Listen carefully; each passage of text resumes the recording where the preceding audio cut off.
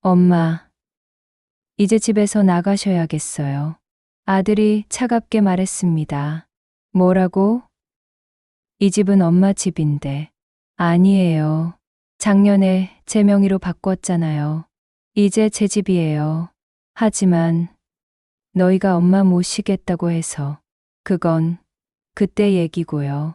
이제 엄마는 나가셔야 해요. 며느리가 옆에서 웃고 있었습니다. 저는 그 순간 깨달았습니다. 제가 사기를 당했다는 것을. 하지만 아들과 며느리는 몰랐습니다. 제가 증여 계약서에 특별 조항을 넣어뒀다는 것을. 그날 저의 반격이 시작되었습니다. 제 이름은 장미숙, 64입니다.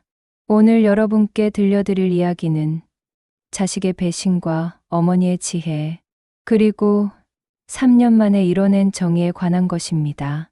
끝까지 함께 해주시기 바랍니다. 이 이야기가 마음에 와닿으신다면 구독과 좋아요 부탁드립니다. 제 이름은 장미숙입니다. 올해 64. 저는 평생 아들 하나만 키우며 살았습니다. 남편은 아들이 초등학교 3학년 때 교통사고로 세상을 떠났습니다. 그 후 25년간 저는 아들 지수만 보고 살았습니다.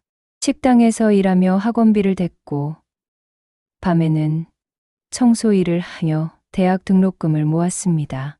지수는 좋은 대학을 나와 대기업에 취직했습니다. 2015년 지수가 결혼했습니다. 며느리 은지는 겉보기엔 착해 보였습니다. 어머님, 잘 부탁드려요. 저는 기뻤습니다. 이제 외롭지 않겠구나. 하지만 그게 착각이었습니다. 저는 평생 모은 돈으로 서울 강서구에 아파트 하나를 가지고 있었습니다. 30평형, 시세 10억 원. 25년간 식당 일하고 청소하며 모은 돈으로 산 집이었습니다. 2021년 지수가 저를 찾아왔습니다. 엄마, 부탁이 있어. 뭔데? 아파트 명의를 내 이름으로 바꿔줄 수 있어? 왜? 절세 때문이야. 나중에 상속세 많이 나와. 하지만 엄마, 어차피 내가 받을 건데 미리 주는 게 나아. 그리고 엄마, 우리가 모실게. 평생. 며느리 은지도 고개를 끄덕였습니다. 어머님, 저희가 모실게요. 걱정 마세요. 저는 고민했습니다. 아들을 믿어야 할까? 결국 저는 동의했습니다. 하지만 조건을 달았습니다. 알았어. 그런데 계약서 쓰자. 계약서? 응. 너희가 엄마 모신다는 조건으로 증여한다고. 엄마, 그게 무슨. 싫으면 증여 안 해. 아들은 마지못해 동의했습니다. 2021년 6월 15일 변호사 사무실에서 증여 계약서를 작성했습니다. 증여 조건 1점 수증자 아들은 증여자 어머니를 평생 모신다. 2점 증여자는 해당 아파트에 계속 거주할 권리가 있다. 3점 조건 위반 시 증여는 취소된다. 변호사가 확인했습니다. 이 계약서는 법적 효력이 있습니다. 아들은 별 생각 없이 서명했습니다. 그렇게 아파트는 아들 명의가 되었습니다. 하지만 그게 악몽의 시작이었습니다. 2021년 7월 명예 이전 후 한 달쯤 지났을 때였습니다. 아들과 며느리의 태도가 달라지기 시작했습니다. 엄마, 요즘 집에 너무 많이 계시네요. 응? 엄마 집인데 당연하지. 이제 제 명의잖아요. 하지만 계약서는 계약서고요. 좀 조심해 주세요. 며느리 은지는 더 노골적이었습니다. 어머님, 거실 TV 소리 좀 낮춰주세요. 미안. 나이 들어서 잘 안 들려서. 그럼 방에서 보세요. 여기 내 집인데 이제 우리 집이에요. 제 자리가 좁아졌습니다. 2022년 1월, 며느리가 임신했습니다. 어머님, 저 임신했어요. 그래, 축하해. 그런데 어머님, 부탁이 있어요. 뭔데? 집이 좀 좁아서 어머님이 방을 작은 방으로 옮겨주시면 안 될까요? 작은 방? 네. 큰 방은 아기 방으로 써야 해서요. 저는 25년간 살던 안방에서 쫓겨나 작은 방으로 갔습니다. 10평도 안 되는 좁은 방. 하지만 참았습니다. 손주를 위해서 2022년 9월 손주가 태어났습니다. 엄마, 우리 아들 봐. 이름은 준호야. 어머, 엄마 닮았네. 저는 기뻤습니다. 하지만 며느리는 제게 손주를 잘 안 맡겼습니다. 어머님, 아기는 제가 볼게요. 엄마가 좀 봐줄까? 괜찮아요. 어머님은 쉬세요. 냉랭한 목소리였습니다. 2023년 3월, 더 충격적인 일이 생겼습니다. 어느 날 저는 마트에서 장을 보고 있었습니다. 카드로 결제하려는데 거절되었습니다. 죄송한데요. 이 카드 정지됐네요. 네. 집에 와서 아들에게 물었습니다. 지수야, 엄마 카드가 왜 정지됐어? 아, 그거요? 제가 정지시켰어요. 왜? 엄마가 돈을 너무 많이 써서요. 엄마가 뭘 많이 썼다고. 어쨌든 이제부터는 제가 생활비 드릴게요. 월 30만 원. 30만 원? 네. 그 정도면 충분해요. 저는 할 말을 잃었습니다. 그리고 2023년 6월 결정적인 순간이 왔습니다. 2023년 6월 10일 토요일, 저는 마트에서 장을 보고 집에 일찍 돌아왔습니다. 집에 들어서는데 아들과 며느리의 목소리가 들렸습니다. 거실에서 대화하고 있었습니다. 여보, 어머니 언제까지 우리랑 살 거예요? 며느리 은지의 목소리였습니다. 글쎄, 좀 불편하긴 하지. 불편한 정도가 아니에요. 애 키우는데 방해돼요. 그래도 우리가 모시겠다고 했잖아. 그건 집 받으려고 한 소리잖아요. 이제 집도 우리 명의인데 어머니를 왜 모셔요? 하지만 계약서. 그게 뭐 대수예요? 어머니가 고소하겠어요? 글쎄, 여보, 어머니를 요양원에 보내요. 요양원? 네, 그게 서로 편해요. 저는 문 뒤에서 얼어붙었습니다. 그날 밤, 아들이 저를 불렀습니다. 엄마, 얘기 좀 해요. 뭔데? 엄마, 요양원 알아봤어요. 뭐, 엄마도 이제 나이 드셨고, 우리랑 사는 게 불편하시잖아요. 엄마는 안 불편한데, 어쨌든 다음 달부터 요양원 가세요. 지수야, 엄마가 너 키우느라. 그건 엄마 선택이었잖아요. 이제 저도 제 가정이 있어요. 하지만 계약서에 엄마 모신다고. 계약서. 그게 뭐가 중요해요. 엄마, 그냥 조용히 나가세요. 나가라고?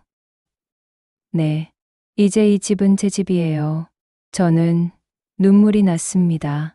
25년, 제가 식당에서 일하고 청소하며 모은 돈으로 산 집. 그 집에서 쫓겨나고 있었습니다. 하지만 다음 날, 저는 울지 않았습니다. 대신 변호사를 찾아갔습니다.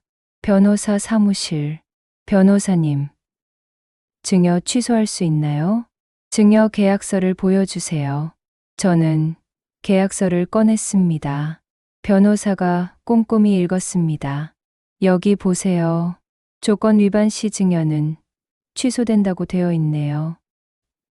네. 아들이 조건을 위반했나요? 네. 저를 모시지 않고 쫓아내려 해요. 증거가 있나요?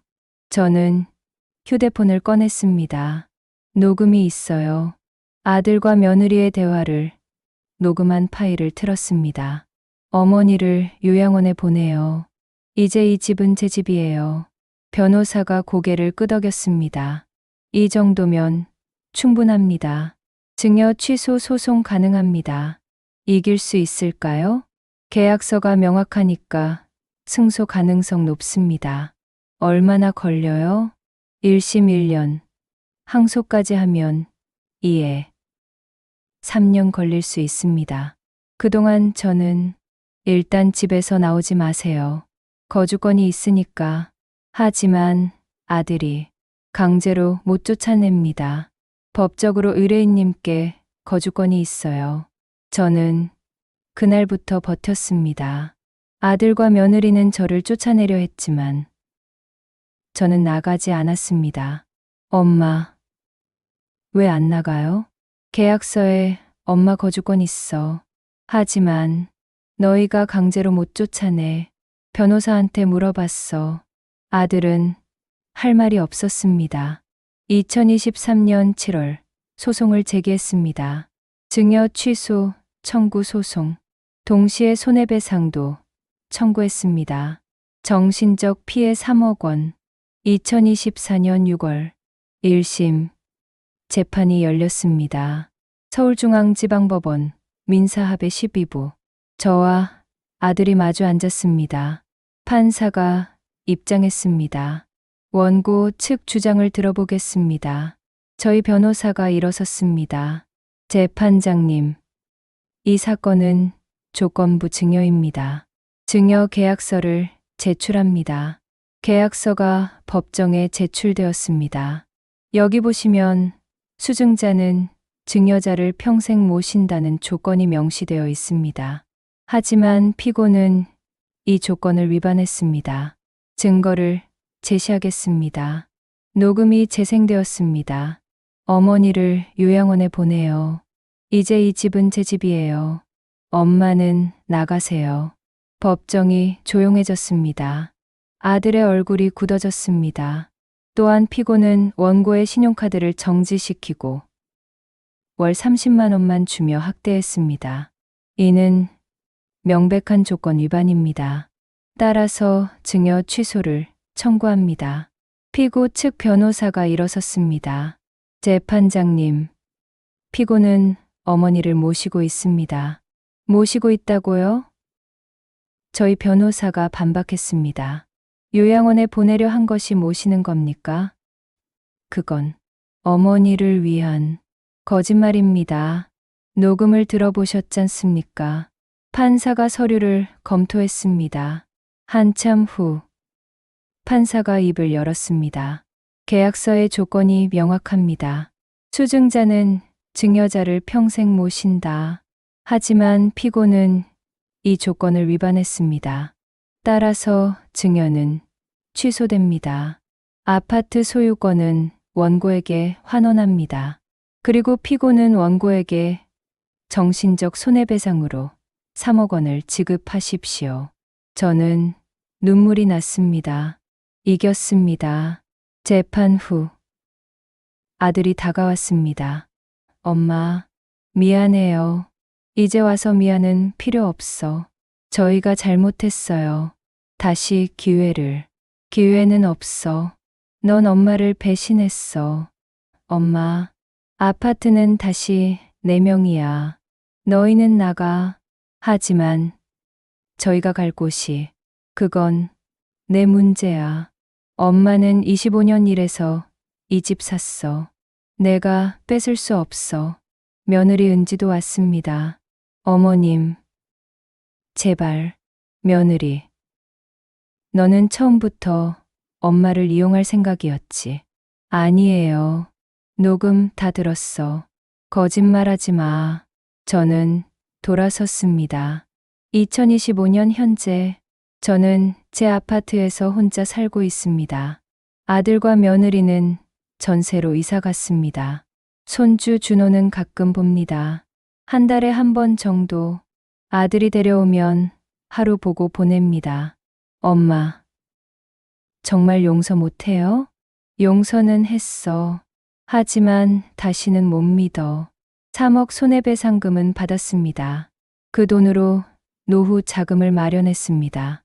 요즘 저는 평온합니다. 아침에 일어나 산책하고, 오전에는 복지관에서 봉사하고, 오후에는 친구들 만납니다. 혼자지만 외롭지 않습니다. 가끔 생각합니다.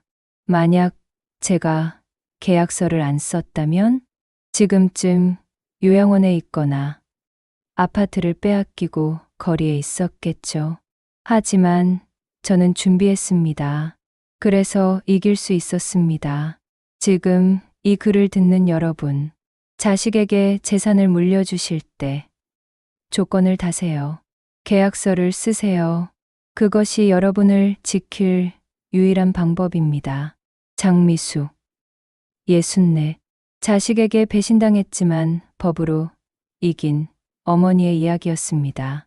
이 이야기는 우리에게 부모 자식 간의 신뢰와 법적 준비의 중요성을 생각하게 합니다. 여러분은 혹시 재산 증여나 상속에 대해 어떻게 생각하시나요? 조건을 달아야 한다고 생각하시는지, 아니면 무조건적 신뢰가 필요하다고 생각하시는지 댓글로 나눠주시면 함께 이야기 나누고 싶습니다. 여러분의 생각이 누군가에게는 큰 교훈이 될 수 있습니다. 오늘도 들어주셔서 감사합니다.